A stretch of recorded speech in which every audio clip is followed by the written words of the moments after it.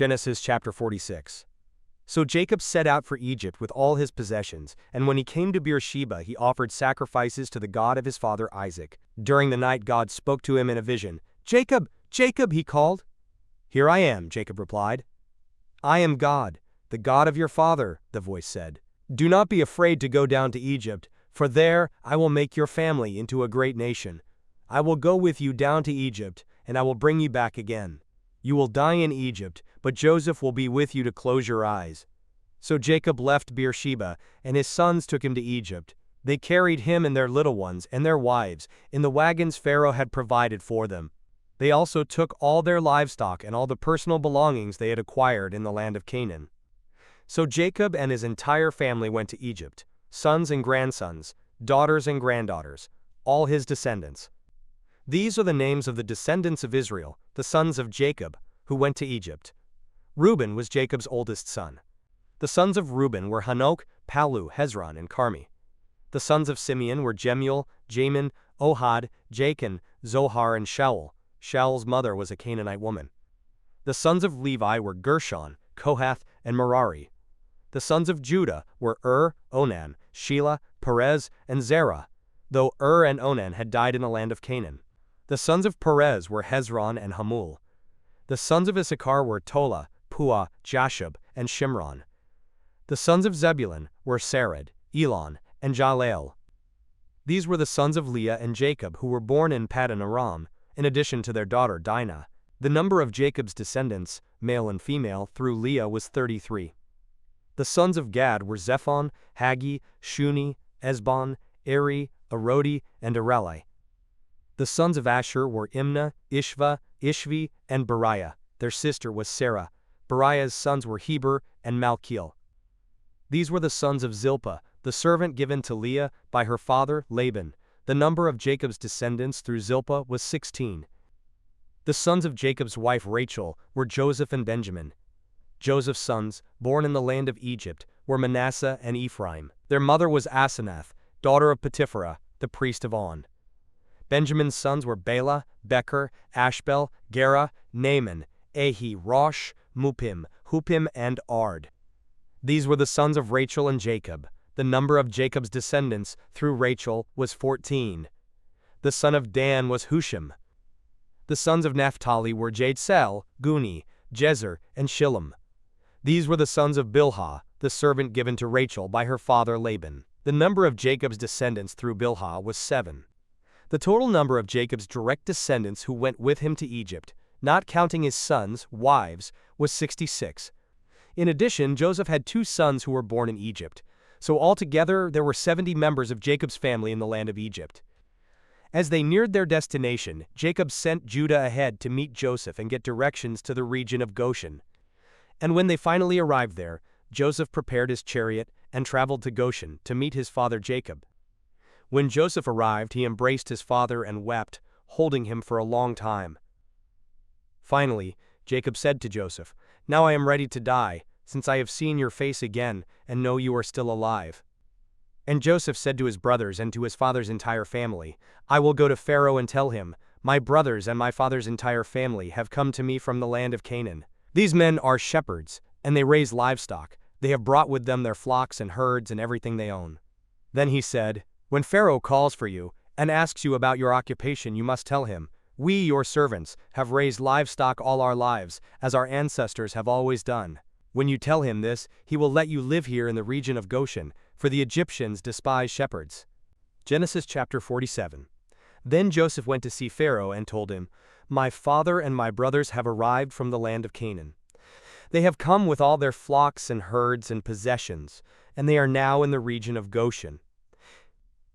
Joseph took 5 of his brothers with him and presented them to Pharaoh. And Pharaoh asked the brothers, "What is your occupation?" They replied, "We, your servants, are shepherds, just like our ancestors. We have come to live here in Egypt for a while, for there is no pasture for our flocks in Canaan. The famine is very severe there, so please, we request permission to live in the region of Goshen."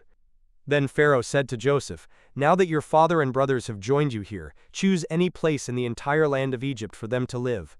Give them the best land of Egypt, let them live in the region of Goshen, and if any of them have special skills, put them in charge of my livestock too." Then Joseph brought in his father Jacob and presented him to Pharaoh, and Jacob blessed Pharaoh. "How old are you?" Pharaoh asked him. Jacob replied, "I have traveled this earth for 130 hard years, but my life has been short compared to the lives of my ancestors." Then Jacob blessed Pharaoh again before leaving his court. So Joseph assigned the best land of Egypt, the region of Ramses, to his father and his brothers, and he settled them there, just as Pharaoh had commanded. And Joseph provided food for his father and his brothers, in amounts appropriate to the number of their dependents, including the smallest children. Meanwhile, the famine became so severe that all the food was used up, and people were starving throughout the lands of Egypt and Canaan. By selling grain to the people, Joseph eventually collected all the money in Egypt and Canaan, and he put the money in Pharaoh's treasury. When the people of Egypt and Canaan ran out of money, all the Egyptians came to Joseph. "Our money is gone," they cried. "But please give us food, or we will die before your very eyes." Joseph replied, "Since your money is gone, bring me your livestock. I will give you food in exchange for your livestock." So they brought their livestock to Joseph in exchange for food. In exchange for their horses, flocks of sheep and goats, herds of cattle and donkeys, Joseph provided them with food for another year. But that year ended, and the next year they came again and said, "We cannot hide the truth from you, my lord. Our money is gone, and all our livestock and cattle are yours. We have nothing left to give but our bodies and our land. Why should we die before your very eyes? Buy us and our land in exchange for food. We offer our land and ourselves as slaves for Pharaoh. Just give us grain so we may live and not die, and so the land does not become empty and desolate." So Joseph bought all the land of Egypt for Pharaoh. All the Egyptians sold him their fields because the famine was so severe, and soon all the land belonged to Pharaoh. As for the people, he made them all slaves, from one end of Egypt to the other. The only land he did not buy was the land belonging to the priests. They received an allotment of food directly from Pharaoh, so they didn't need to sell their land. Then Joseph said to the people, "Look, today I have bought you and your land for Pharaoh. I will provide you with seed so you can plant the fields. Then when you harvest it, 1/5 of your crop will belong to Pharaoh. You may keep the remaining 4/5 as seed for your fields, and as food for you, your households, and your little ones." "You have saved our lives," they exclaimed. "May it please you, my lord, to let us be Pharaoh's servants." Joseph then issued a decree still in effect in the land of Egypt, that Pharaoh should receive 1/5 of all the crops grown on his land. Only the land belonging to the priests was not given to Pharaoh. Meanwhile, the people of Israel settled in the region of Goshen in Egypt. There they acquired property, and they were fruitful, and their population grew rapidly. Jacob lived for 17 years after his arrival in Egypt, so he lived 147 years in all. As the time of his death drew near, Jacob called for his son Joseph, and said to him, "Please, do me this favor. Put your hand under my thigh, and swear that you will treat me with unfailing love by honoring this last request. Do not bury me in Egypt. When I die, please take my body out of Egypt and bury me with my ancestors." So Joseph promised, "I will do as you ask."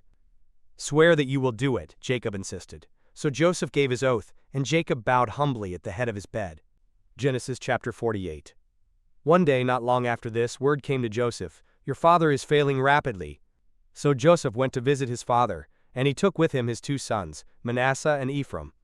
When Joseph arrived, Jacob was told, "Your son Joseph has come to see you." So Jacob gathered his strength and sat up in his bed. Jacob said to Joseph, "God Almighty appeared to me at Luz in the land of Canaan and blessed me. He said to me, 'I will make you fruitful, and I will multiply your descendants. I will make you a multitude of nations. And I will give this land of Canaan to your descendants after you as an everlasting possession.' Now I am claiming as my own sons these 2 boys of yours, Ephraim and Manasseh, who were born here in the land of Egypt before I arrived. They will be my sons, just as Reuben and Simeon are. But any children born to you in the future will be your own, and they will inherit land within the territories of their brothers Ephraim and Manasseh." Long ago, as I was returning from Paddan Aram, Rachel died in the land of Canaan. We were still on the way, some distance from Ephrath, that is, Bethlehem. So with great sorrow I buried her there beside the road to Ephrath. Then Jacob looked over at the 2 boys. "Are these your sons?" he asked. "Yes," Joseph told him, "these are the sons God has given me here in Egypt." And Jacob said, "Bring them closer to me so I can bless them." Jacob was half blind because of his age and could hardly see, so Joseph brought the boys close to him, and Jacob kissed and embraced them. Then Jacob said to Joseph, "I never thought I would see your face again, but now God has let me see your children too." Joseph moved the boys, who were at their grandfather's knees, and he bowed with his face to the ground. Then he positioned the boys in front of Jacob. With his right hand he directed Ephraim toward Jacob's left hand, and with his left hand he put Manasseh at Jacob's right hand.